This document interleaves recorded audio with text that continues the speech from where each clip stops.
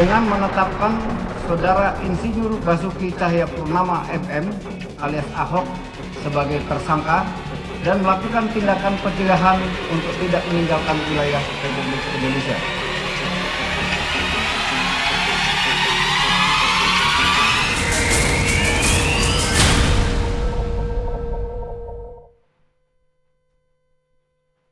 Pemirsa, kembali lagi di Breaking News iNews TV bersama saya Yulfitri Nisa, dan kita akan segera menyaksikan kuliah umum yang dihadiri oleh Panglima TNI di Balai Sidang UI Depok, dan kita akan sajikan informasinya berikut ini.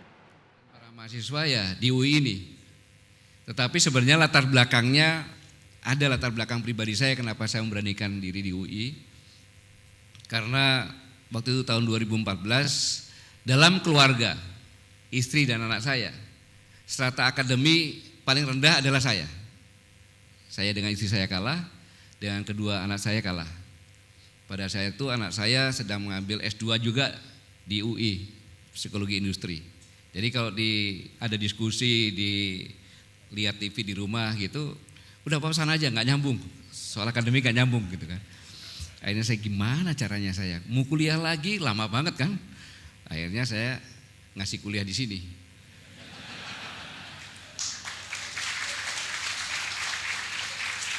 Begitu pulang, Pak Wigit, kamu kan mahasiswa, dosen saya sekarang. Saya duduk sama-sama kamu. Oh, selesai sudah sekarang. Akhirnya dari sini sekarang saya bersyukur sudah 41 universitas. Mulai dari Aceh sampai ke Maroke saya sudah. Ini. Dan UI udah yang ketiga kali, Pak ya. Yang ketiga kali di sini. Dan pada saat saya diminta dalam rangka meneladani perjuangan para pahlawan, saya langsung katakan after saya siap. Kenapa? Karena memang dilihat dari sejarah perjuangan bangsa Indonesia yang panjang 300 tahunan, diawali dengan seorang pemuda, Dr. Sutomo, yang mendirikan Budi Utomo karena merasa prihatin dalam perjuangan yang panjang bersifat kedaerahan untuk mempersatukan anak bangsa ini. Dan setelah 20 tahun dari 1928 yang disatukan bukan orang lain, pemudanya, dari para mahasiswanya. Sumpah Pemuda, satu bangsa, satu tanah air, satu bahasa, Indonesia. Tidak melihat Yong Java, Yong Celebes, Yong Borneo, tidak. Satu. Yang besar mengayomi yang kecil menghormati yang besar. Bahasa Indonesia bukan diambil dari bahasa Jawa, rakyatnya paling banyak kan Jawa, bukan. Tapi diambil dari bahasa tempat Gurindam 12 di Pulau Penyengat, yang kecil untuk sebagai pemersatu. Itulah sebenarnya lahirnya Bhinneka Tunggal Ika. Maka begitu pemudanya melaksanakan bersumpah satu bangsa, satu tanah air, satu bahasa Indonesia, ada energi sosial yang dikembangkan, merdeka atau mati. Kata-kata merdeka atau mati nggak bisa di Malaysia, tidak bisa di Singapura, karena mereka takut mati. Iya, betul. Kalau saya latihan sama-sama dan sebagainya, nggak ada apa-apanya. Tetapi orang Indonesia, siapapun dia, pasti mengalir darah kesatria dan patriot. Pasti. Pasti itu. Nah sekarang saya adakan sayembara. Kenapa dibilang patriot? Tolong carikan saya, adakah satu suku saja dari ribuan suku di Indonesia ini yang tidak punya tarian perang? Angkat tangan, saya kasih bonus 50 juta. Yang pertama. Yang kedua, adakah satu suku saja di Indonesia, di Nusantara ini yang tidak punya senjata? Yang saya tahu di Aceh senjatanya kecil, disembunyikan, makin ke timur makin besar senjatanya. Tapi punya jadikan senjata. 50 juta juga. Dan yang kedua, orang-orang yang patriot itu dia tidak usah disuruh kalau lihat yang lemah. Ada yang angkat meja di sini, keberatan 2 orang, apa yang dilakukan? Apa? Membantu. Nggak ada bahasa lain kan? Dari sebanyak-banyak membantu. Membantu itu dari naluri. Sebagai seorang patriot melihat yang lemah, kewajiban dia membantu, nggak lihat strata. Itulah sebenarnya gotong royong. Nah, yang ketiga, carikan selain bahasa Indonesia gotong royong, bahasa Inggris kek, bahasa Arab kek, bahasa Itali, bahasa mana, kalau ada 100 juta. Nggak ada, itu karena lahir dari ini. Makanya dicetuskanlah merdeka atau mati. Para pemuda bergotong royong. Hanya perlu waktu 17 tahun. 17 tahun untuk mengusir penjajah. Dengan senjata seadanya melawan senjata paling modern. Jadi itulah makna betapa strategisnya para pemuda. Dan perjalanan bangsa pun sampai dengan reformasi juga sekarang para pemuda kan, mahasiswanya kan. Makanya saya bilang, ya saya siap. Walaupun agak grogi-grogi sedikit gitu kan, di hadapan para presiden kan gitu kan. Gitu. Maka saya mengambil judul Mari Kita Berjuang dan Bergotong Royong mewujudkan Indonesia sebagai bangsa pemenang. Lalu pertanyaannya, mengapa kita harus berjuang? Mengapa kita harus gotong royong? Ya, membangun bangsa ini, mendirikan bangsa ini pun, merebut bangsa ini dengan gotong royong. Harus dilakukan dengan gotong royong. Dan sebenarnya materi saya, solusinya ada di lagu tadi. Lagu tadi sudah selesai semuanya. Perjuangannya mulia kan itu. Kenapa harus bangsa pemenang? Karena ini. Tahun ini jumlah penduduk sudah 7 miliar 464 sekian. Biasa 7 miliar. Tapi kalau lihat perkembangan penduduk, tahun 1800 jumlah penduduk baru 1 miliar. Lawrence Smith mengatakan seperti itu. Untuk mencapai 2 miliar diperlukan waktu 130 tahun. Untuk mencapai 2 miliar. Tetapi setelah 2 miliar pada tahun 1930, untuk mencapai 3 miliar, ditambah 1 miliar, hanya perlu waktu 30 tahun. 130 tahun, 30 tahun, habis itu 15 tahun, 12 tahun, dan sejak tahun 2011 jumlah penduduk 7 miliar, Lawrence mengatakan untuk mencapai 8 miliar diperlukan waktu hanya 6 tahun. Jadi tahun depan selamat datang 8 miliar. Biasa saja penduduk makin banyak, nggak ada masalah, makin ramai dunia ini kan gitu. Tetapi ada teori yang mengatakan bahwa daya tampung bumi ini hanya 3-4 miliar. 3-4 miliar. Ah, itu kan teori. Kan gitu, itu kan teori. Mana buktinya? Bukti kalau dunia ini sudah sesak atau orang hidup normal sudah tidak bisa normal lagi, kecuali kita-kita yang ada di sini ini. Setiap hari 41.000 anak lebih meninggal dunia, atau 1 tahun 15 juta anak meninggal dunia. Anak-anak, bukan orang dewasa. Kalau orang dewasa biarin aja, udah takdir dia. Tapi anak-anak ini karena kemiskinan, kelaparan, kesehatan buruk. Semua data ini bisa dipertanggungjawabkan. Data-data ini. Ya kalau nggak bisa dipertanggungjawabkan, bicara di sini kan ngeri-ngeri sedap gitu. Dari sini lahirlah sebuah teori gitu, nantinya.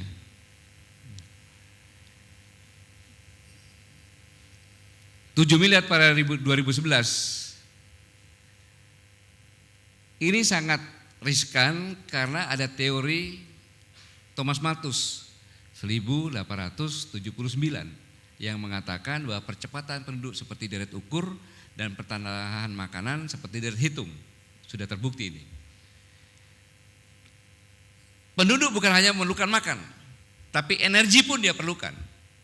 British Petroleum mengatakan bahwa kalau tidak ada ditemukan sumber yang luar biasa, maka pada tahun 2056 energi akan habis. Pada saat itu jumlah penduduk sudah 14,5 miliar. Tapi pada tahun 2011 British Petroleum juga mengatakan bahwa pada tahun 35 karena percepatan jumlah penduduk maka konsumen energi naik 41%. Maka habisnya akan lebih cepat. Kalau kita konversi habisnya pada tahun 43. Pada saat itu jumlah penduduk 12,3 miliar.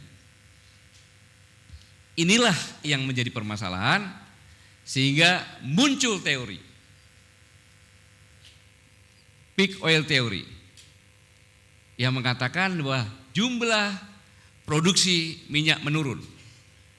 Produksi minyak bumi menurun menyebabkan berubah drastis gaya hidup.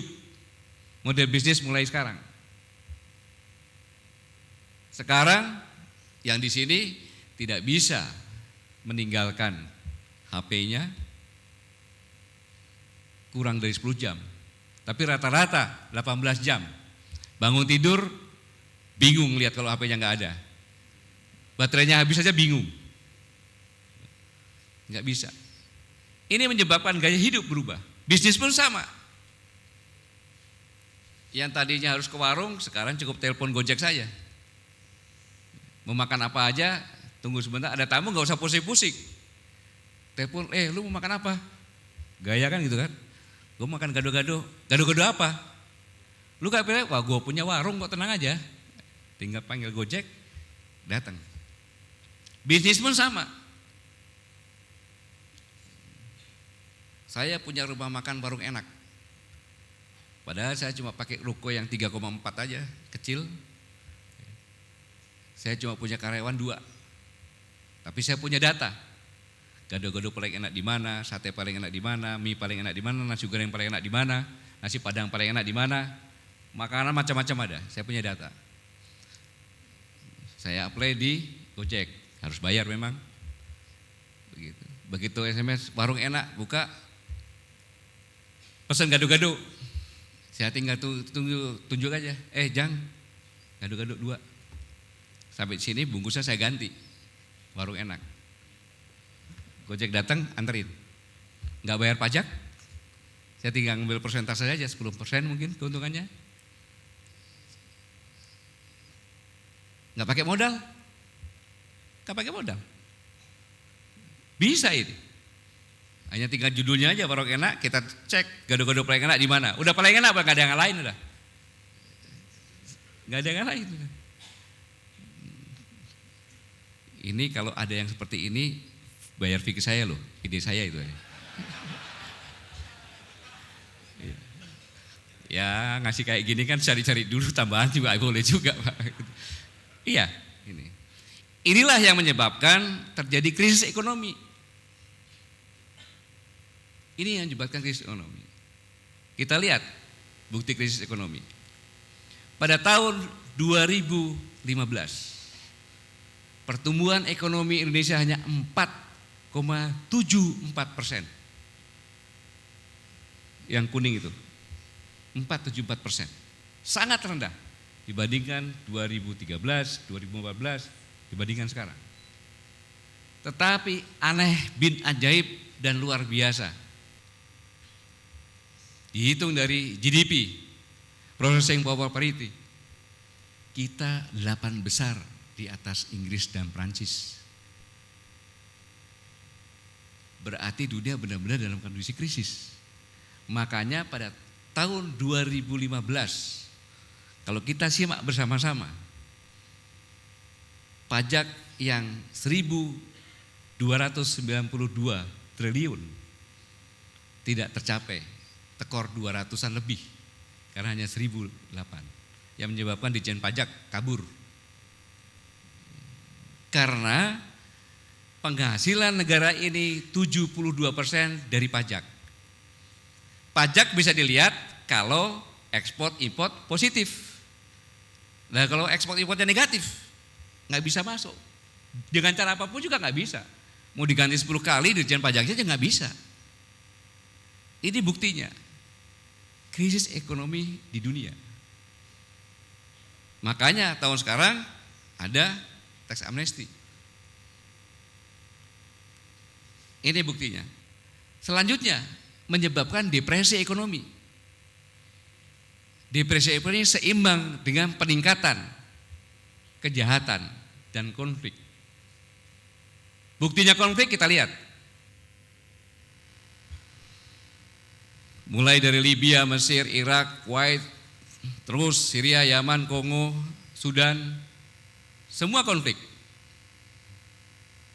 Dan yang konflik ini, semuanya yang merah-merah itu adalah hasil minyaknya dari negara tersebut per barel. Semua konflik. Bahkan yang terakhir Ukraina. Presiden Barack Obama pada tanggal 24 Agustus 2014 dalam pidatonya menyatakan apabila Rusia menyerang Ukraina maka NATO akan berperang dengan Rusia. Ternyata selain kota pelabuhan Ukraina penghasil 10 juta barel per hari. Dan dapat saya simpulkan, waktu itu Pak Bambang saya pernah ngomong di sini, tolong dosen-dosen, guru-guru besar carikan benar enggak yang saya sampaikan? Minimal konflik di dunia 70% berlatar belakang energi. Pak itu lebih, saya bilang kan minimal. Bukan berdasarkan agama, bukan berdasarkan ideologi, tapi berdasarkan latar belakang energi. Berarti benar dunia ini terjadi konflik. Dari konflik inilah maka hancurnya tatanan masyarakat. Hancurnya tatanan masyarakat. Dan menyebabkan kompetisi global. Dalam kompetisi global itu maka judulnya tadi kita harus menjadi bangsa pemenang dalam kompetisi. Bagaimana kompetisi? Kita lihat bahwa apabila energi fosil tidak terbarui karena perlu jutaan tahun, maka energi tersebut pada umumnya sekarang ada panas bumi dan segala macam. Ini pada umumnya sekarang ini adalah energi hayati, energi dari tumbuh-tumbuhan. Berbicara masalah energi hayati, maka kita tidak bisa lepas dari ekuator. Kenapa? Karena di ekuator kita mempunyai vegetasi sepanjang tahun, bisa bercocok tanam sepanjang tahun. Pohon akasia untuk bahan kertas pulp. Kalau di Indonesia 6 tahun dipanen. Di Eropa minimal 12 tahun. Karena tumbuh-tumbuhan ada masa tidurnya. Begitu musim salju, rontok semuanya, tidur dia. Musim semi baru bersemi lagi pelan-pelan. 12 tahun paling cepat baru. Jadi 2 kali lipat. Ada yang tidak bisa ditanamin. Berbicara masalah ekuator, ada 3 kelompok negara. Negara ASEAN, dan yang paling besar dan paling subur, paling menjanjikan adalah Indonesia. Ada Afrika Tengah, Kongo, Ghana dan sebagainya, dan ada Amerika Latin, Meksiko, Venezuela.